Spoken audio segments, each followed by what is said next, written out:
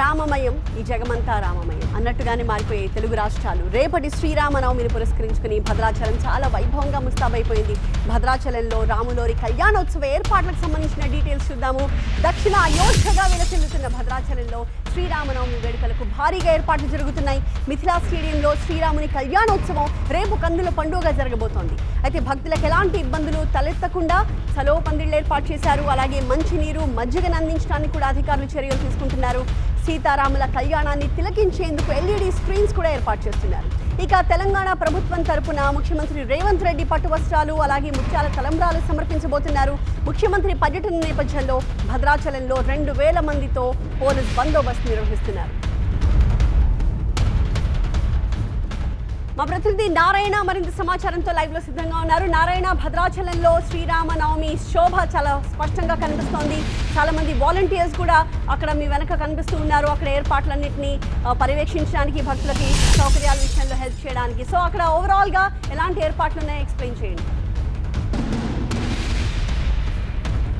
దక్షిణ అయోధ్యగా బాసిల్లుతున్నటువంటి భద్రాచలం పుణ్యక్షేత్రం శ్రీరామనవమి శోభ సంతరించుకుంది. రేపు మిథిలా స్టేడియం ప్రాంగణంలో మిథిలా కళ్యాణ మండపంలో సీతారాముల కళ్యాణ అభిజిత్ లగ్నంలో జరగబోతుంది. దీనికి సంబంధించి మనం ఇప్పుడు చూస్తున్నటువంటి మిథిలా కళ్యాణ మండపం ఈ వేదికలోనే కళ్యాణం జరగబోతుంది. దీనికి సంబంధించి భారీ ఏర్పాట్లు చేస్తున్నారు. ఇప్పటికే దాదాపుగా ఏర్పాట్లు పూర్తిగా వచ్చాయి.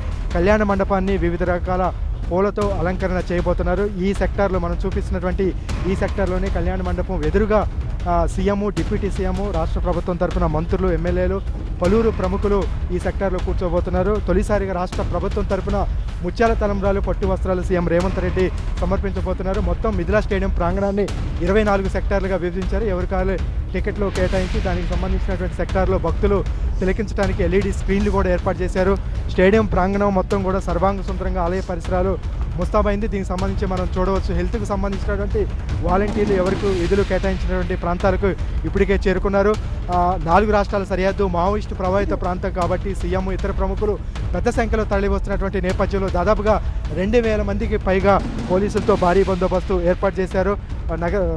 భద్రాచలం పట్టణంలో రేపు, ఎల్లుండి 2 రోజుల పాటు ట్రాఫిక్ ఆంక్షలు కూడా ఉండబోతున్నాయి. ముఖ్యంగా కళ్యాణానికి సంబంధించి వివిధ ప్రాంతాల నుంచి ఇప్పటికే రామభక్తులు పెద్ద సంఖ్యలో వివిధ మార్గాల్లో వస్తున్నారు. కొంతమంది పాదయాత్రగా వచ్చి కోటి తలంబ్రాలు కూడా సమర్పిస్తున్నారు. ఏ వీధి చూసినా ఆలయ ప్రాంగణం మొత్తం కూడా శ్రీరామ నామ స్మరణతో మారుమోగుతుంది.